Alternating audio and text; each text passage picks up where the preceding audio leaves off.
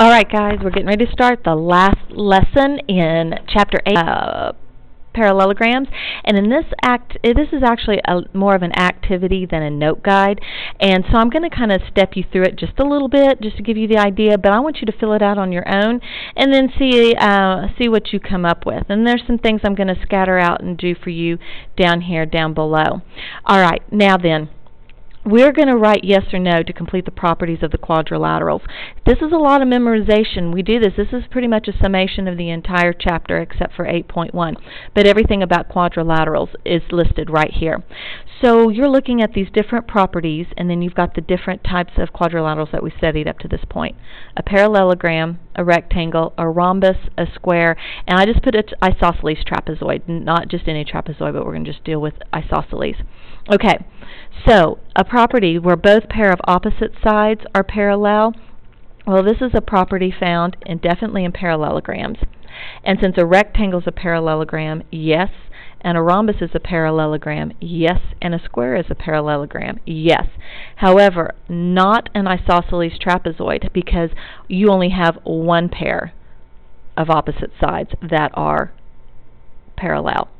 All right, so then the next property, only one pair of opposite sides are parallel. That would definitely be your isosceles trapezoid in that situation. Okay, C, both pairs of opposite sides are congruent. Both pair of opposite sides are congruent. Definitely parallelogram.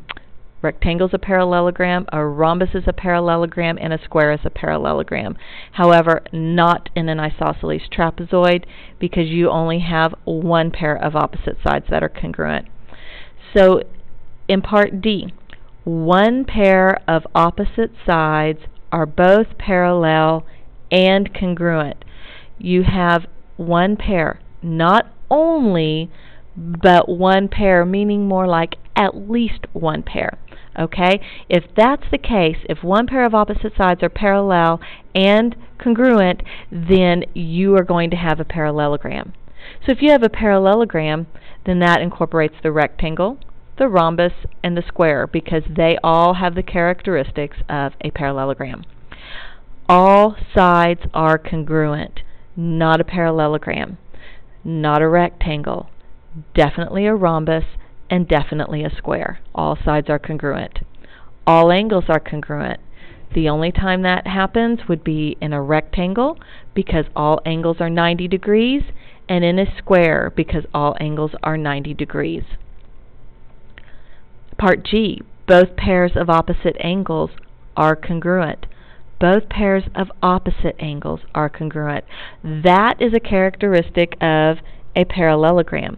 Okay, so since a rectangle and a rhombus and a square have parallelogram characteristics, they would be checked off too.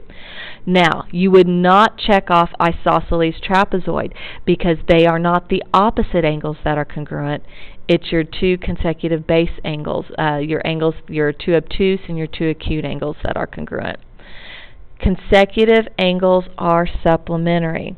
All right, that is true for a parallelogram, a rectangle, a rhombus, a square, and you can also say that for an isosceles trapezoid.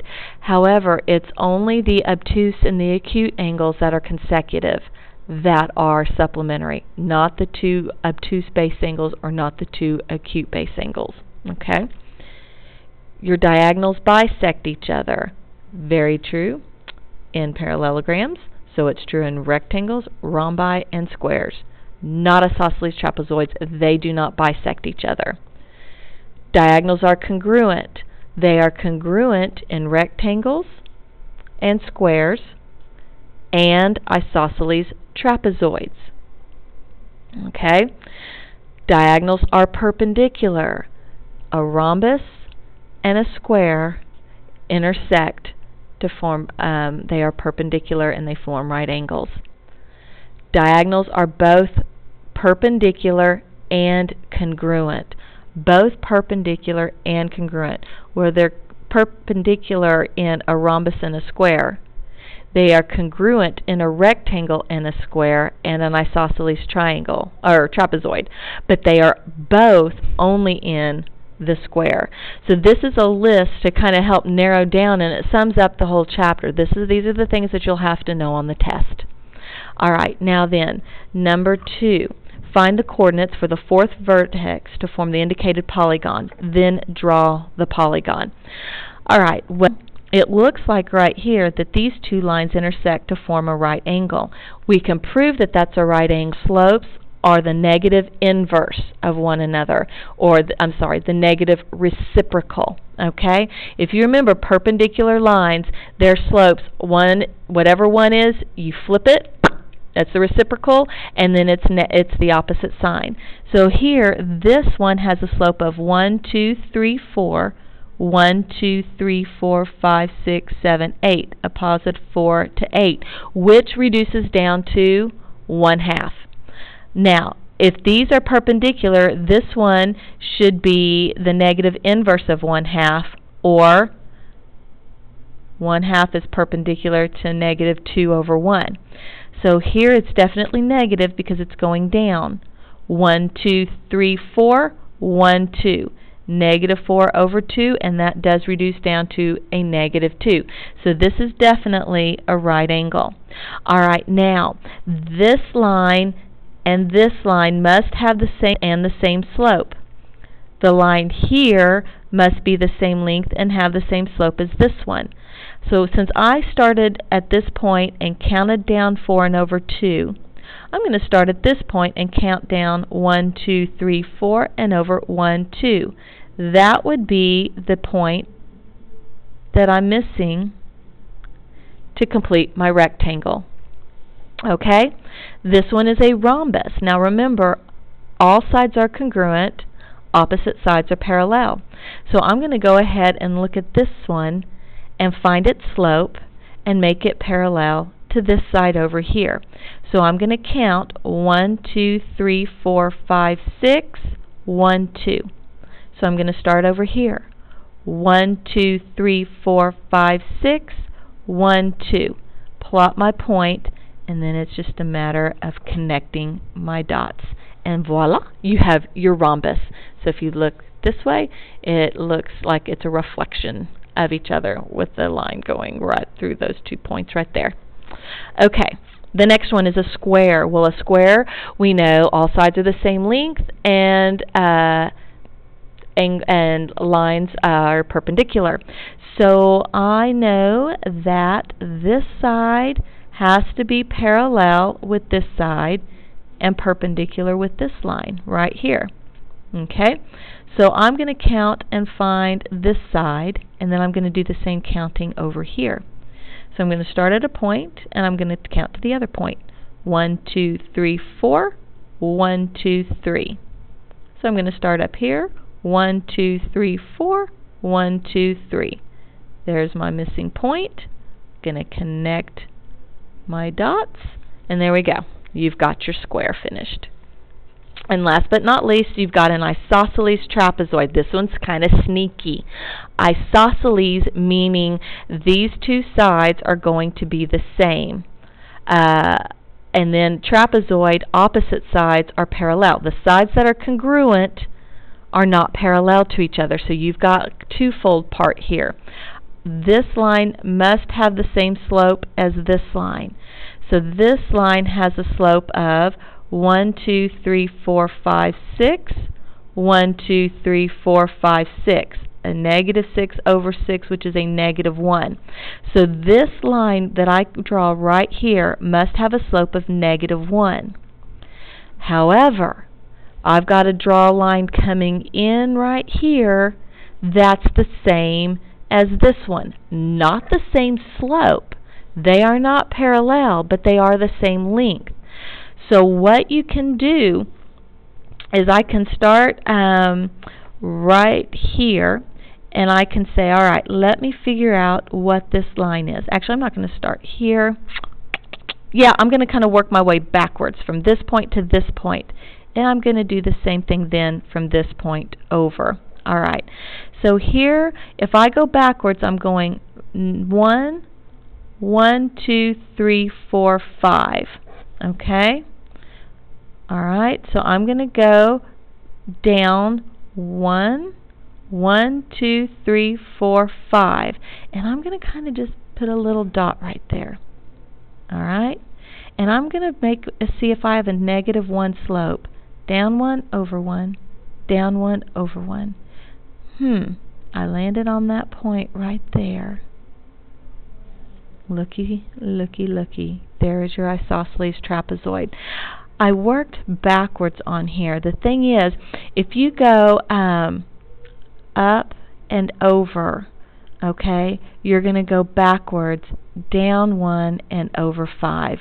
You are going to go in a negative direction both ways here.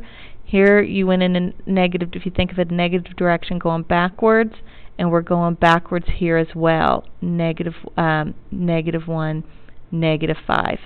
That one was a little bit tricky, so think about what an isosceles trapezoid looks like, where that point should be, and start heading in that direction. Okay, now then, these last two, I'm just going to do one because of the time, and then you can do the other one on your own. I know you don't have a dry erase board or anything to do this with. I'm just going to show you the concept of how to get this done. You are going to prove the following by using slopes, midpoints, and or distance formula. These are all items that you should know. They are on the TAX and the EOC formula chart.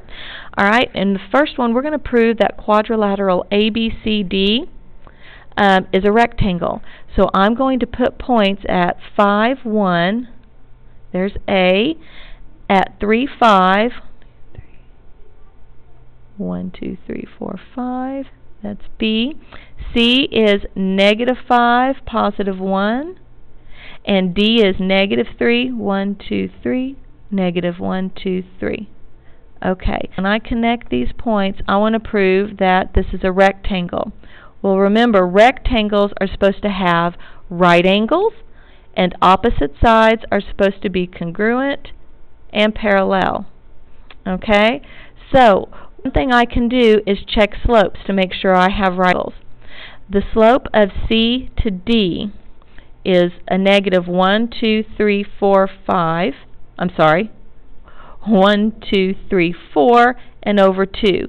So CD has a slope of down 4 over 2, which is 2. And then CB has a slope of up 1, 2, 3, 4 over 1, 2, 3, 4, 5, 6, 7, 8. So it went up 4 over 8, and it is 1/2. I made a boo-boo down here. Did anybody catch it? I went down 4 and over to the right 2. That 4 is negative, and that should give me a slope -2. And -2 is perpendicular with a +1/2, which is what I got up here. So these lines are perpendicular, which means our angles are right. Now, if I can prove that these are definitely perpendicular, and if I want to prove that these two are parallel to each other, I just have to check the slope of DA. See what the slope of DA is. It has a slope of a +1, 2, 3, 4, 1, 2, 3, 4, 5, 6, 7, 8. 4 over 8, which is 1/2. They are parallel because they have the same slope.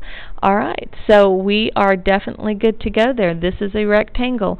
Opposite sides are parallel. You have right angles.